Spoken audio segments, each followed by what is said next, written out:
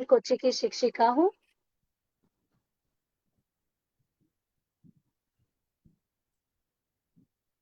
नमस्कार, मैं मौसमी देव नेवी चिल्ड्रन स्कूल कोच्चि की शिक्षिका हूँ। आज आपके समक्ष स्पेक्ट्रम दी अवेयरनेस प्रोजेक्ट की ओर से उपस्थित हूँ। हमारा इस साल का थीम है चेंजिंग माइंडसेट्स, जिसका उद्देश्य समुदाय की उस महत्वपूर्ण भूमिका के प्रति जागरूकता फैलाना है, जो ऑटिज्म स्पेक्ट्रम पर बच्चों, युवा वयस्कों और विकलांग व्यक्तियों के परिवारों के समर्थन में निभाई जाती है। और आज हम जिनसे मिलने जा रहे हैं, वे एक बहुत ही खास और प्रेरणादायक परिवार है। तो आइए, मैं आपको इन परिवार के सदस्यों से एक-एक करके परिचित कराती हूँ। आज के हमारे विशेष अतिथि हैं डॉक्टर दिवाकर शाह, एक समर्पित चिकित्सा विशेषज्ञ और समाज सेवा के प्रति निष्ठावान व्यक्तित्व। अपने संपूर्ण करियर के दौरान इन्होंने न केवल चिकित्सा क्षेत्र में उल्लेखनीय योगदान दिया है, बल्कि समाज की सेवाओं को अपना जीवन उद्देश्य बनाया है। डॉक्टर दिवाकर ने विभिन्न सामाजिक सेवा पहलों में सक्रिय भागीदारी निभाई है और अनेक संगठनों एवं समुदायों के साथ मिलकर समाज की ज्वलंत समस्याओं का समाधान करने का प्रयास किया है। इनका उद्देश्य सदैव लोगों के जीवन में सकारात्मक परिवर्तन लाना और जन कल्याण के कार्यों में अपनी भूमिका निभाना रहा है। इनकी प्रतिबद्धता और संवेदनशीलता हम सभी के लिए प्रेरणास्पद है।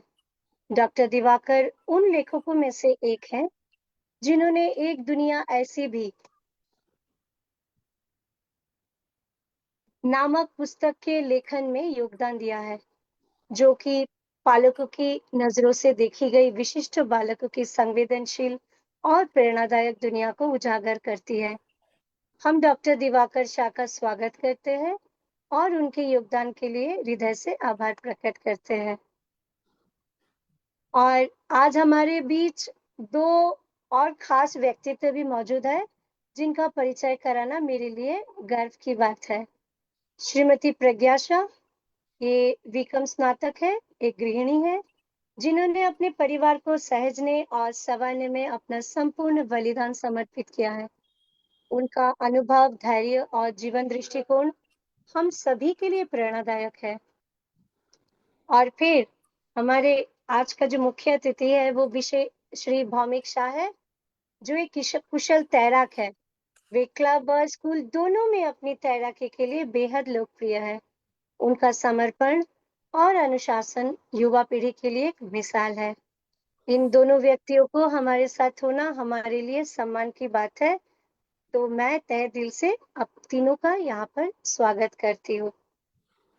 तो सबसे पहले दिवाकर सर, मुझे आपसे ये जानना है कि मैं एक अनुरोध भी करूंगी आपसे कि कृपया आप हमारे दर्शकों को अपने बारे में थोड़ा विस्तार से बताएं, ताकि वे आपको और आपकी प्रेरणादायक यात्रा को बेहतर तरीके से समझ सके। वैसे तो अ, परिचय क्या दूं मैं, क्योंकि इतना ही परिचय काफी है कि एक विशेष बालक का पिता हूं मैं।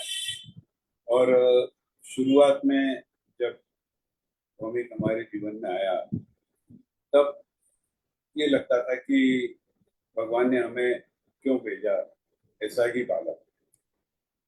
लेकिन फिर जब कुछ समय गया, उसके बाद में एक बात जरूर समझ में आई कि भगवान शायद उन्हीं लोगों के यहाँ भी ये बालक भेजते हैं जिनको वो सक्षम समझते हैं या सक्षम बनाते हैं।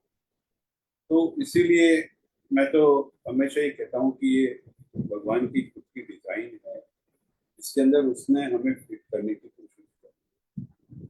इसमें जब घर वालों का भी सपोर्ट मिलता है, खास करके उस बालक की माता का सपोर्ट मिलता है, तो उस बालक के जीवन को बेहतर बनाना, ये लक्ष्य जो है वो आसान नहीं होता। इतना आसान भी नहीं होता, लेकिन फिर भी आसान तो हो जाता है, क्योंकि जब दोनों मिलकर एक ही क्षेत्र में एक ही तरीके से सोचते हैं तो इट मेक्स अ डिफरेंस। बाकी तो I did my MBBS from Indore medical college, और उसके बाद में मैं मेरे व्यवसाय के कारण काफ़ी दुनिया घूमता रहा, देश विदेश, और काफ़ी भारत में भी काफ़ी जगह पे घूमता रहा। मैं उन्हें ज़्यादा तो क्या कहूँ, और एट द एज ऑफ 67 मैंने जैनिज्म पर PhD करी। वो हमारे ही एक साथी हैं, मेरे गुरु भी हैं, डॉक्टर VK गौतम, जो कर्नल है, रिटायर कर्नल। उन्होंने मुझे इस PhD के लिए प्रेरित किया था। हम लोग जुड़े भी इन बच्चों के कारण ही थे। वो एक संस्था चलाते थे, हिंदू सोसाइटी फॉर मेडिकल, जिसमें सब्सिक्वेंटली मैं भी जुड़ा, मेरा बेटा भी वही जाता था। और सर, थोड़ा सा विघ्न डाल रही हूँ मैं इधर। आपकी आवाज थोड़ी कम आ रही है, तो थोड़ा सा अगर आप सामने आकर थोड़ा सा और थोड़ा ऊंचा बोल, ओके मतलब। Okay, thank you. नहीं यहाँ से तो आवाज चल, नहीं तो इतनी बात तो हो गई। इसको तो मैं उम्मीद कर रहा हूँ कि मैं मतलब रिपीट नहीं करें अपन। अ, और विशेष बच्चे हैं, विशेष बच्चों का काम करना अच्छा लगता है, और इनके लिए हमने जो संस्था बनाई, पहले हम एक 700 स्क्वायर फीट की जगह पर थे। वहां से हम जो अपनी खुद की जमीन पर की जगह पे गए, वहां पर 7,000 स्क्वायर फीट का ग्राउंड फ्लोर है, 7,000 का फर्स्ट फ्लोर है। वैसी जगह पे हम लोग गए। उसमें इंदौर शहर के बहुत अच्छे अच्छे लोगों ने हमें मदद करी, आर्थिक रूप से और अन्य रूप से भी मदद करते रहे। जब भी जरूरत पड़ी उन लोगों ने मदद करते रहे, और आज हम अपना इंस्टीट्यूट बना के चला रहे हैं, जहाँ पर 12 बच्चे हॉस्टल में भी रहते हैं, जिसे हम लोग ग्रुप होम कहते हैं। तो उस ग्रुप होम के अंदर भी बच्चे रहते हैं। तो थैंक यू वेरी मच। आगे और बात करेंगे करना। आपने बहुत सही कहा कि सक्षम है आप, तभी भामिक हमारे आपके साथ है। सो मैम, नमस्ते, स्वागत है आपका। तो मुझे भी आपसे लगभग वही सवाल है कि मैम, कि अक्सर इस यात्रा में माता-पिता दोनों की भूमिका ना बेहद ही महत्वपूर्ण होती है। तो जब आपको इस स्थिति का सामना करना पड़ा, तो आपने इसे किस प्रकार स्वीकार किया? क्या इसे अपनाने में किसी प्रकार की चुनौती रही आपको? शुरू शुरू में तो थोड़ा ऐसा लगा कि दोनों लड़कियां नॉर्मल होने के बावजूद इसमें क्यों ऐसा हुआ, और वो भी लड़का क्यों ऐसा हुआ।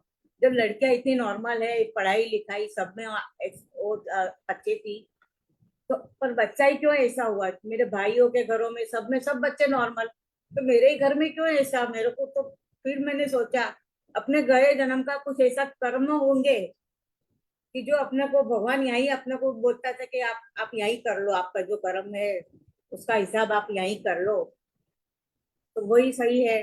शुरू में तो जरा थोड़ा बहुत और लगता था, वो स्वीकार करने में 2-3 साल लग गए जरा कि भी ये ऐसा है। पर धीरे धीरे सबका सपोर्ट रहता गया, सास ससुर का भी सपोर्ट था, मेरी दोनों बेटियों का भी था, हस्बैंड का भी था। तो धीरे धीरे फिर नॉर्मल हो गए, और फिर उसी के पीछे अपन लग रहे कि अब इसको जो है उसी को ठीक करके उसको सबके लायक बनाना है। धीरे धीरे उसको उस स्टेज तक तो ले जाए कम से कम कि कल अपन नहीं रहे तो भी सब में उठने बैठने लायक उसको सब इतनी से आ जाए सीख कि किसी को कल दामाद के साथ जाए कहीं भी बाहर जाए तो उनको ऐसा नहीं लगे कि हमारा साला ऐसा है तो हम कैसे उसको लेके कहीं जाए। तो इसीलिए फिर हमने वही सब कोशिश करी, खूब कोशिश करी, रात रात भर में तो जगती रहती थी, सोता नहीं था, पूरी रात 12 महीने तक ऐसे ही निकाले मैंने। धीरे धीरे सब 12 महीने के बाद हमको मालूम पड़ा कि बच्चे में कुछ कमी है। पहले तो समझ में ही नहीं आया 12 महीने तक तो कि ये क्यों कुछ नहीं हो रहा है। तो वो टाइम में हमको 12 महीना लग गया, सब कर जांच करवाई, उसके बाद सब करवाए, सबने बोला ये कुछ नहीं होगा। पर डॉक्टर एक हमको मिले थे बम्बई में, दूसरे एक डॉक्टर, 2 डॉक्टर को बताया था, तो एक डॉक्टर ने बोला कि हम वो हो जाएगा, अगर आप कोशिश करोगे तो सब ठीक हो सकता है। तो हमने उसके पीछे फिर हमने वही पकड़ लिया। पहले डॉक्टर ने तो बोला ये कुछ भी नहीं होगा, वेजिटेबल की तरह पड़ा रहेगा, तो जरा शौक लगा था कि ये कैसा ऐसा होगा। कैसे अपन इसको जिंदगी भर पालेंगे ऐसा। दूसरे डॉक्टर ने हमको हौसला बंधाया कि नहीं ये ठीक हो सकता है अगर आप कोशिश करेंगे। उसके बाद यहाँ आए, फिर यहाँ हमारे जो मालिश करते हैं उनको बताया, तो उन्होंने हमको करा कि भाई ये चलने फिरने लायक मैं कर दूंगा, पर गारंटी नहीं करता हूँ कि कितना टाइम लगेगा। कि रोज रोज फिर आप पूछो कि आज इतना दिन होगा, ये हुआ क्यों नहीं हो रहा, ऐसा नहीं। पर मैं चलता फिरता उसको सब कर लूंगा। बिल्कुल रस्सी जैसा था, कुछ भी मसल्स नहीं थे, कुछ भी पावर नहीं था, कुछ भी नहीं था उसमें। तो ऐसा लगता था। पर उनकी वो सुबह मालिश करते, रात को मैं मालिश करती, और ऐसे कर करके हम उसको 3.5-4 साल में उसको सब ठीक करने लायक करा। स्विमिंग भी ले जाते थे, बैठना चलना भी नहीं फिरा। 2-2.5 साल का था शायद। जब हम शाम को उसको हमारे क्लब में हम उसको स्विमिंग कराने ले जाते थे, तो ऐसे ही पानी में उसको छोड़ देते थे, तो फिर अपने आप वो हाथ पैर चलाने लगता था। पानी में सबको डर लगता है, अपनी जान तो देखो वो नहीं समझे तो भी उसको समझ में है कि कुछ तो अपने को करना है। तो वो हाथ पांव चलाने लगा तो वो अपने आप फिर करने लगा। तो जो भी है सब, ये सब मेहनत से उसको हमने चलने फिरने लायक सब कर दिया उसको।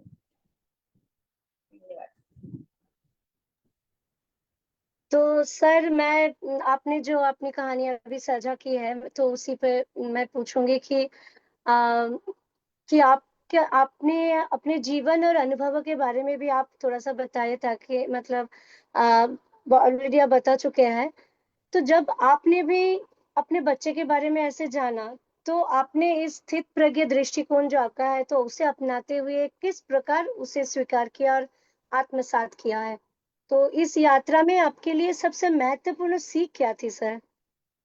नहीं, देखिए, शुरू में तो ये होता है कि it becomes very difficult for anybody कि हमारे घर में ऐसा बच्चा है।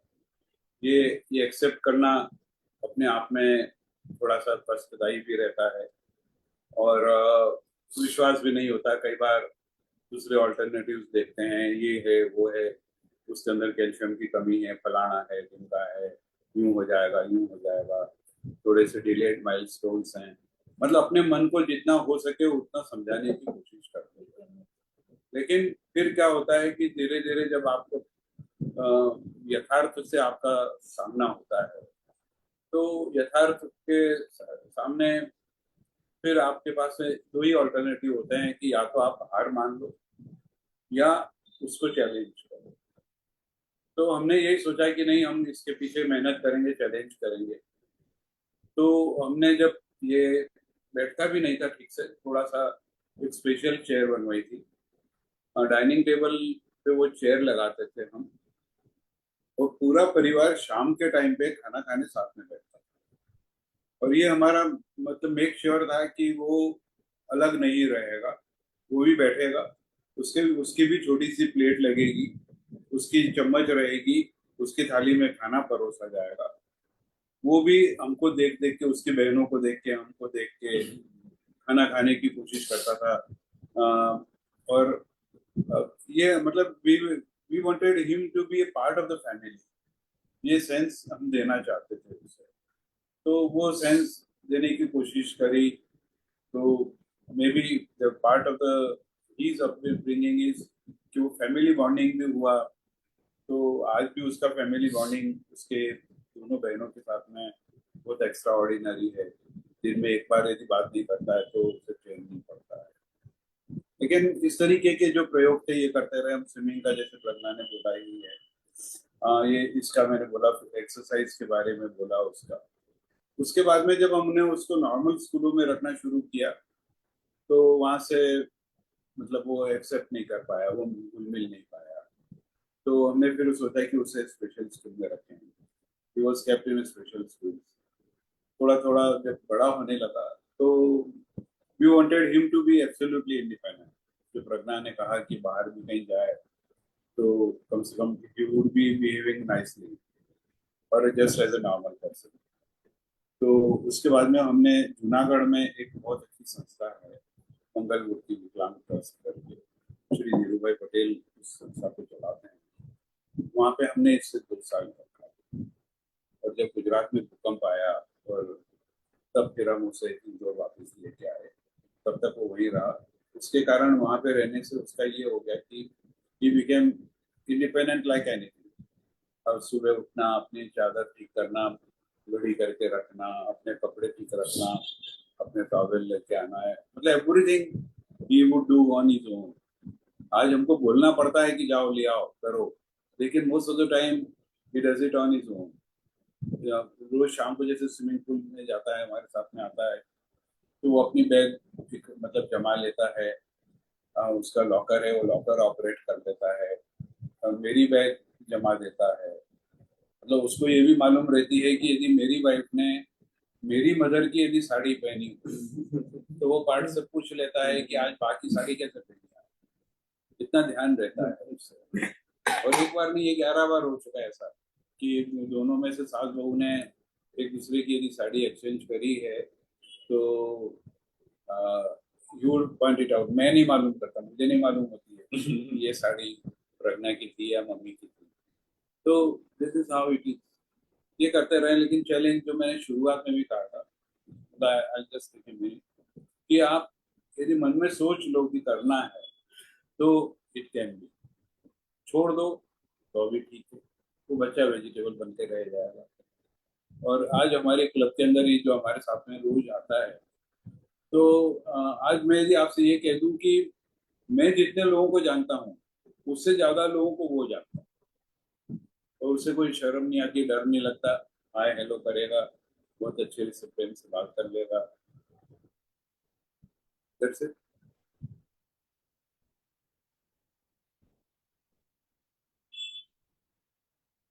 सर, मैं आपसे ये भी जानना चाहूंगी कि कई माता-पिता होते हैं हमारे समाज में कि जो उनकी ये धारणा है कि कोई ना कोई कारण विशेष कारण की वजह से वो अपने बच्चों को ना छिपाने की कोशिश करते हैं।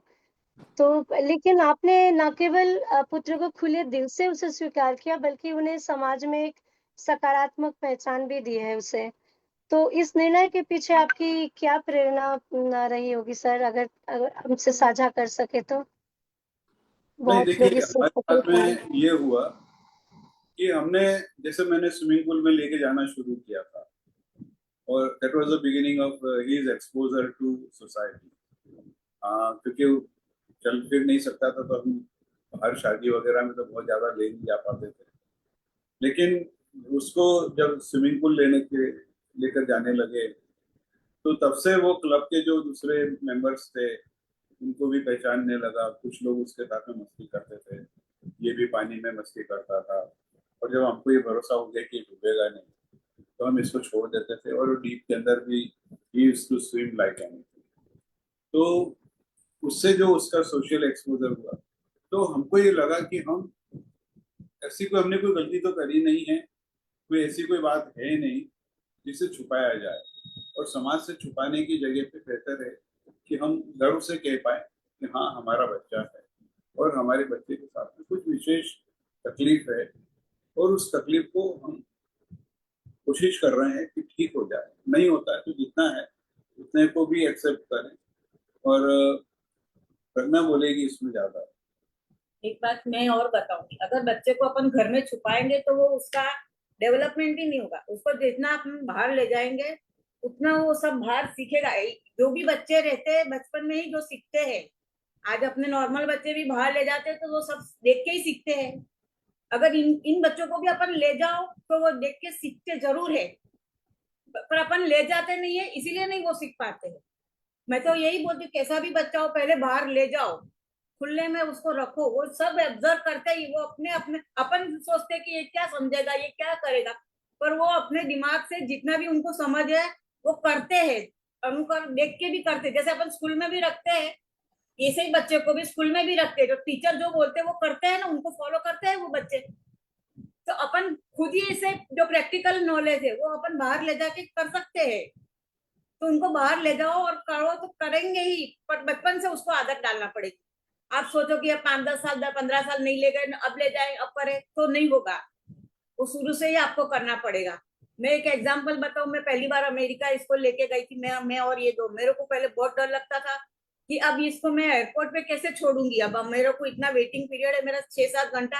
अब इसको वो एक जगह तो बैठता भी है ही नहीं, कहीं भी जाओ उसको टॉयलेट तो जरूर जाना, बाथरूम तो पहले ही जाना, कहीं भी जाए छोटी सी जगह होगा तो भी वो जाएगा।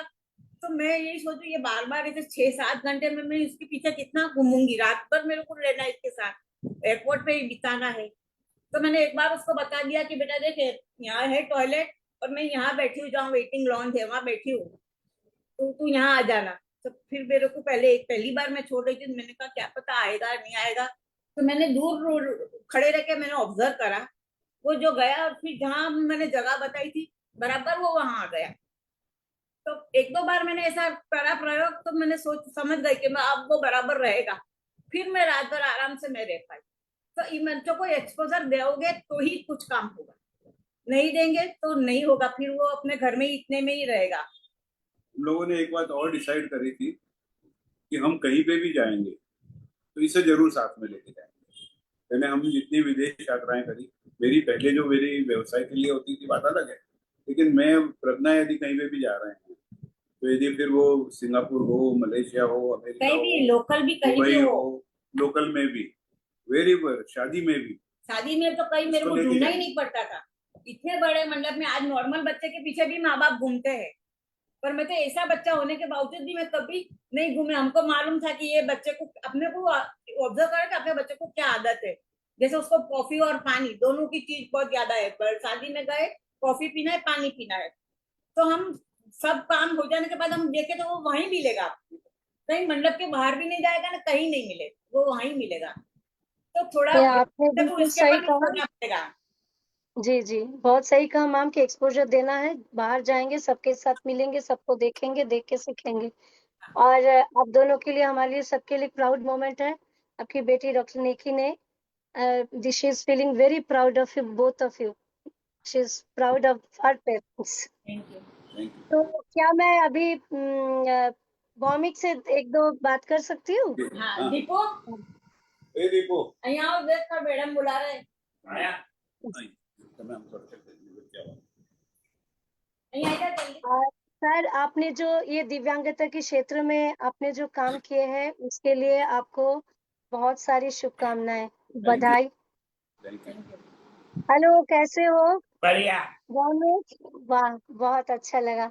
भौमिक, आप मुझे ये बता सकते हो, क्या बहुत अच्छा तैरते हो, राइट? है ना? स्विमिंग करने भी आती है हाँ। और जिम में जाता हूँ। जिम में भी जाता हूँ, एक्सरसाइज भी करते हैं। बहुत अच्छी बात है, बहुत अच्छी बात है। और और आप स्कूल जाते हैं? स्कूल जाते हैं, वहाँ पे वो गिलास भी बनाते हैं। अच्छा, अच्छा, ग्लास बनाते हैं और क्या-क्या बनाते हैं आप? और क्या क्या बनाते हैं? फ्लावर, फ्लावर, फिर हाँ, कभी दिया और राखी, अरे वाह! Colour, very colour good. Colour का। अरे इतना कुछ बनाते हैं। उनमें से सबको ज़्यादा अच्छा आपको किसको बनाने में आता है? गिलास में। सबसे अच्छा क्या बनाना? हाँ, ग्लास में? हम्म, अरे वाह! Very good, very good. तो सर, मैं आपसे और एक सवाल करना चाहूँगी, अगर आपकी इजाज़त हो तो? हाँ हाँ बताएं। सर, आप Indore society for mentally challenge के अध्यक्ष हैं और साथ ही national confederation and of parents organisation Parivaar के कोषाध्यक्ष भी हैं। So Indore society for mentally challenge ने विशेष रूप से लड़कों के लिए ना हॉस्टल सुविधा की शुरुआत की है, जो वास्तव में एक सराहनीय पहल है। और क्या भविष्य में सोसाइटी की योजना कुछ इस तरह की सुविधा लड़कियों के लिए भी शुरू करने की है? बिल्कुल यदि हाँ है आपका उत्तर, तो उस दिशा में अभी तक क्या कदम उठाए गए हैं और क्या विचार आपके मन में चल रहा है, क्या हम जान सकते हैं? बिल्कुल, मतलब ये जरूर है। मैं आपसे ये वादा कर सकता हूँ कि लड़कियों के लिए 100% हमारा प्लानिंग है। हमने पहले लड़कों की हॉस्टल इसलिए शुरू करी कि हमें एक्सपीरियंस लेना था। हमें कोई प्रकार का एक्सपीरियंस था नहीं, और इस प्रकार के बच्चों को रखना थोड़ा सा मुश्किल तो रहता ही है, और मैन पावर भी उसी प्रकार का चाहिए होता है जो इनकी कमजोरी समझे और उस कमजोरी को सहते हुए भी काम करे। क्योंकि कई बच्चे कई अलग अलग प्रकार के होते हैं, कोई अलग टाइप का टेंशन डालता है, कहीं कुछ करता है। लेकिन यस, ये हकीकत मतलब मैंने मेरे मन में तो थी कि लड़कियों के लिए भी करना ही है। अब वक्त बताएगा कितना समय लगता है, मुझे, मैं तो भगवान से ये प्रार्थना करूंगा कि मुझे सक्षम बनाए उतना कि हम, मुझे और मेरी टीम को, कि इस अगला जो प्रोजेक्ट है उससे हम लोग कर पाए। और बिल्कुल कर सकेंगे, आप सक्षम है। जी, ये हमें बहुत कुछ सीखता है, हम जब अपने बच्चों को कुछ सिखाते हैं सर, साथ ही में हम खुद माँ बाप भी उसके साथ सीख जाते हैं। तो क्या आप हमसे साझा कर सकते हैं कि आपने भौमिक से क्या सीखा है? उससे जो सीखा ना, वो शिस्त है, डिसिप्लिन। यानी देखिए कि यानी आज मैंने जो कहा मेरी बैग जमा देगा, इवन आप विश्वास नहीं करेंगे कि मैंने जो अभी टी शर्ट पहना है वो उसकी चॉइस का। उसने कहा कि आप ये पहने, वो अगले दिन शाम को, नेक्स्ट डे मुझे सुबह क्या पहनना है वो नक्की करता है, तो बाहर निकाल के रख देता है। और जो मेरा अगला दिन का पहना हुआ है या कोई दूसरा टी शर्ट होगा तो रख देगा। धोबी के यहाँ से आए हुए कपड़े जो है वो मेरे प्रज्ञा के और खुद के तीनों अलग करेगा और तीनों को अलमारी में जमाएगा। तो ये डिसिप्लिन जो है, ये अपन अपनी जिंदगी में नहीं ला पाते, अपने नॉर्मल बच्चे नहीं करते हैं ये सब। तो ये मतलब I have learn so many things. मतलब ऐसे देखने जाओ ना तो मतलब कई बार, मतलब मैं सच बताऊं तो कई बार मेरे को ऐसा लगता है कि उसकी कई सारी स्टाइल्स में देखता हूँ ना, तो दैट रिजेंबल्स माय फादर। ओह! बहुत सारी। तो ओ, इसकी सर सोने, Anuradha Pandey sorry continue. Even इसकी सोने की स्टाइल है, यानी मतलब बात करने की स्टाइल है, खड़े रहने की स्टाइल है, वो सब दैट रिजेंबल्स माय फादर। और my father was a very particular, very particular person. Sir ये हमारे पास एक कमेंट आया हुआ है, अनुराधा पांडे कह रही है कि Bhaumik is a good relationship manager. जी तो जी ठीक है, तो मेरा अगला सवाल सर मुझे आपसे यही जाता है कि इस यात्रा से आपने जो भी अनुभव और सीख अर्जित की है, वो इन माता-पिता के लिए कैसे उपयोगी हो सकती है? और जो इसी राह पर चल रहे हैं, तो आप उन लोगों को क्या संदेश देना चाहेंगे? और मैम बाद में आप भी ऐड कर सकते हैं कि मतलब आपका भी अनुभव जो हमारे साथ साझा कीजिए, जो माँ है, आप बहुत ही एक स्ट्रॉन्ग, सक्षम माता है, कि जिस तरीके से आप बात कर रहे हैं, जो कमांडिंग वर्ड्स है कि बच्चों को बाहर निकलना है, ज़रूरी है। तो जिस तरीके से आप अपना अनुभव मैंने उसके साथ आपने अर्जित किया है, वो भी जो इस समय के जो नए माता-पिता जो आ रहे हैं, उनके लिए क्या संदेश है आप दोनों का? मैंने अपने भूमि के बारे में पूछा ना, तो मैं एक बात और आपसे शेयर करता हूँ। इसकी स्कूल को जब ये छुट्टी हो जाती है स्कूल शाम को, तो सारे दरवाजों को लॉक करके ताला लगा के चाबी उसके स्थान पे रखना, क्या ये भौमिक का काम। सारे दरवाजों लॉक करके कंप्लीट करके रखना। यानी अपन नहीं कर पाते, अपन भूल जाते हैं कौन सी चाबी का। सर आप थोड़ा पीछे होके बात करें, आप दिखाई कम दे रहे हैं हमें। जी जी। हाँ, नहीं तो मतलब सिर्फ ये फर्क है। और अब मैं, यदि आपने जो मैसेज कहा ना, तो मैसेज के अंदर तो मैं आपसे यही कहना चाहूंगा कि डोंट गेट डिसऑर्डर। आप निराश मत होइए। ठीक है, थोड़ी बहुत निराशा आएगी, ये भी हकीकत है, लेकिन उसे आप उसको पॉजिटिव लें और ये कोशिश करें कि मेरा बच्चा ठीक कैसे हो सकता है, नॉर्मल कितना हो सकता है वो 40% हो, 50% हो, 30% हो, वट, लेकिन आप अपना गोल जो है वो आप रखें कि ये बच्चा मेरा नॉर्मल रहेगा या नियर नॉर्मल रहेगा, तो होगा, 100% होगा। बस ये है कि अपने काम करते रहें, उसके छोटे छोटे छोटे छोटे गोल्स बनाए। एकदम एक बहुत बड़ा गोल नहीं बना दें कि वो 100 मीटर की रेस भागेगा ना, तो 1 मीटर भी भाग ले तो that is more than enough. तो एक के फिर 11 हो सकते हैं, लेकिन यदि आपने उसको भागने ही नहीं दिया तो वो घर में बैठा ही रहेगा। Never do that. और ये बच्चा कोई स्टिग्मा नहीं है, ये बच्चा is just special child and he should be accepted as special child. और no quarters given and no quarters taken वाली सिचुएशन हमेशा रहना चाहिए ये। और मैं फिर से बार बार कहते रहता हूँ कि जैसे आज मतलब हमने कोशिश करी तो इतनी बड़ी संस्थान हम खड़ी कर पाए, वहाँ पे मतलब we have try to give every sort of help to the children, और कोशिश यही रही है।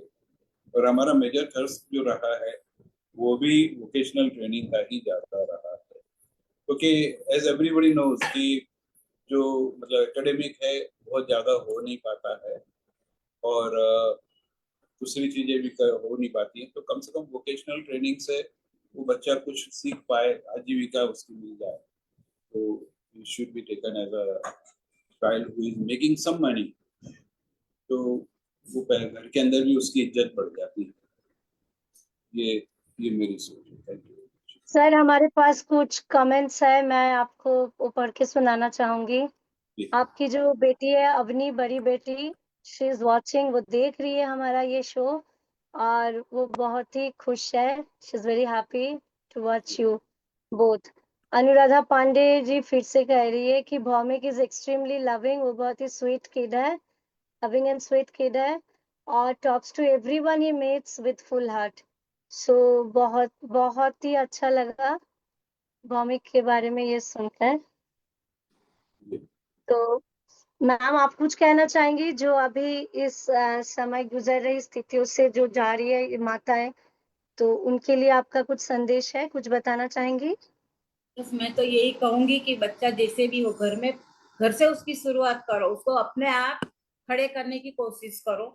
बिल्कुल। छोटा भी काम दो उसको कि भाई ये पानी का गिलास है, तेरे को ही पीना है, ये करना है, ये तू रख दे यहाँ, ये ऐसा उठा के तू रख। इसे छोटे छोटे काम करके वो अपना आगे और बढ़ सकता है। पर अपन रहने दे, तेरे से नहीं होगा, मैं कर देती हूँ, तो फिर वो बच्चा कभी भी आगे नहीं बढ़ेगा। कोई भी हो, ऐसे बच्चे हो या नॉर्मल बच्चे भी हो, जो भी हो, पर अपने घर से ही शुरुआत, बचपन से ही वो आदत करना पड़ेगी। जैसे ही वो चलना फिरना चालू हो गया था, वैसे ही वो सब काम करने लग गया था। उसको किचन में बहुत इंटरेस्ट था। जैसे मैं कुछ बना रही हूँ, केक बना रही हूँ, तो मैं उसको बोलती भी नहीं थी, मेरा सब मटेरियल देख के उसको समझ में आ जाता था, मम्मी क्या बना रही है, केक बना रही है ना। उसको इतना मतलब नॉलेज हो गया था, कुछ भी मैंने बताया नहीं था, रोज खाता था, वो समझता था। अपन ने दिया तो जैसे पानी पूरी के साथ क्या लगेगा, पानी लगेगा, तो चना लगेगा, ये लगेगा, तो तुरंत पूछेगा इसके ये है क्या। टैकोस बनाया तो क्या मम्मी इसके साथ फिर राजमा ने ये बनाया क्या, साल्सा सॉस बनाया। आज भी मैं चिप्स लाती हूँ तो सॉस, साल्सा सॉस है क्या, तुरंत ऐसा, मतलब उसको मालूम है कि किसके साथ क्या चीज जाएगी। बिल्कुल। तो ऐसा अपने को पहले घर से ही अपन पहले शुरुआत करना पड़ेगी, जब ही जाके वो बाहर से सब सीखेगा। और बाहर ले जाएंगे तो देखेगा, तो वो भी उसको समझ में आएगा कि किसके साथ क्या होता है। तो वो एक्सपीरियंस ऐसे ही होता है बच्चे से।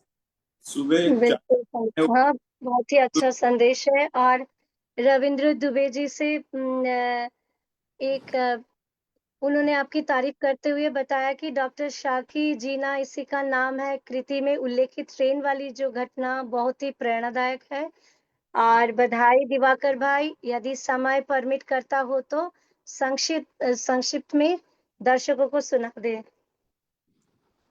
मैं पहले तो एक छोटी सी बात भौमिक की और बता देता हूँ आपको, कि सुबह उसको चाय पीना होती है, वो अगली रात को उसके सारे यूटेंसिल्स तैयार करके रख लेता है। छलनी है, उसके साइज की मतलब बर्तन है, everything everything would be kept ready. ये अपन भी नहीं करते, वो करके रख लेता है। तो वो मैं बार बार ये कहता रहता हूँ कि आप उनमें समझ रहती है, अपन उनको थोड़ा खुला दो तो वो करते हैं। अपन ही नहीं करने देंगे तो फिर वो नहीं आगे बढ़ेंगे। कम्युनिकेट करने दो, उनको करने दो तो वो होगा। बिल्कुल, आपने कहा है कि एक्सपोजर देना है, साथ में रखना है, तो देखकर ही सीखते हैं, जो ऑब्जर्वेशनल लर्निंग होता है। हमने सिंगापुर वह तो उसको समझा के रखा था कि पेपरमिंट के रैपर कहीं फेंकना नहीं, तो उसको समझा दिया कि भैया यहाँ पे पुलिस पकड़ेगी, तो कभी भी कोई भी चीज का वो रैपर कुछ भी होगा तो फेंकेगा नहीं, अपनी जेब में रख लेगा, फिर जहाँ गार्बेज दिखा उसको तो वहां उस कंटेनर में जाके डाल के आएगा। तो यही सीख तो हम बड़े भी नहीं कर पाते भाई, हम बड़े आज भी नहीं, बिल्कुल। हाँ, और आज वो ही स्टिल डज इट। तो ये फर्क है, और यही सिखाने की बात है। आप सिखाओगे बच्चे को, कम्युनिकेट करोगे तो करेगा। 2-3 बार अपन सिखाना पड़ेगा, तो वो फिर उसके रूटीन में आ जाएगा, तो वो जरूर करेंगे। पर अपन ही नहीं करेंगे कोशिश तो फिर कुछ नहीं होगा। अपन भी तो अपने आपकी बातों से और भी जैसे दिवाकर गुप्ता जी का और एक कमेंट आया है कि भौमिक एक टीचर अपने माता पिता और टीचर से भी ज्यादा इंटेलिजेंट एंड केपेबल है, सक्षम है। और तो all he need it's good training, सही ट्रेनिंग के द्वारा और भी अच्छा करेगा। Thank you. Thank you. तो मैं स्पेक्ट्रम अवेयरनेस प्रोजेक्ट का दिल से आभार व्यक्त करना चाहूंगी कि आपके द्वारा हमें इस महत्वपूर्ण पहल का हिस्सा बनने का मौका दिया गया, और इसके लिए हम बहुत ही आभारी हैं। डॉक्टर शाह, आपकी जागरूकता, पहल और समर्पण से ऑटिज्म से जुड़े मुद्दों को समझने और समाज में जागरूकता बढ़ाने में महत्वपूर्ण योगदान मिला है। आपने न केवल हमारे बच्चों की चुनौतियों को समझने में मदद की, बल्कि हमें सही दिशा में आगे बढ़ने की प्रेरणा भी दी है। तो आपका कार्य कई परिवारों के लिए एक प्रकाश स्तंभ है। इस नेक कार्य का हिस्सा बनने के अवसर के लिए धन्यवाद और शुभकामनाएं। तो इसके अंतिम पड़ाव पर हम आ गए हैं, तो मैं, अगर इजाजत हो तो, इधर एक दुनिया ऐसी भी यहाँ पे जो प्रार्थना है लिखी गई है, तो मैं इसे पढ़ना चाहूंगी। प्रार्थना जो CMA रविंद्र कुमार दुबे जी द्वारा लिखी गई है। हे प्रभु, हमें शक्ति दो, हर पल धैर्य और प्रेम की भक्ति दो, दिव्यांगता को भी दिव्यता में बदले हम, हर बच्चे को आत्मनिर्भरता की शक्ति दो। हे प्रभु, हमारे बच्चों पर वरदान करो, उनके जीवन को सक्षम और आसान करो, सबके दिल में उनके लिए प्यार जगाओ, स्वीकारता का सच्चा एहसास दिलाओ। जो नजरे करे तिरस्कार, उन्हें ज्ञान दो, दया नहीं सम्मान करे उसका भान दो। हे प्रभु, हमारी विनती स्वीकार करो, दुखों के बादल हटा खुशियां भर दो, दुनिया के झंझावत में हमें ना डिगाए, हर कदम पर हमें ऐसा संभल दो, सपनों के पंखों को उड़ान दो प्रभु, मुश्किलों में भी आनंद का भान दो प्रभु। इसी के साथ आज हमारा ये कार्यक्रम हम समाप्त करते हैं। जय हिंद। अभी इंदौर आइए।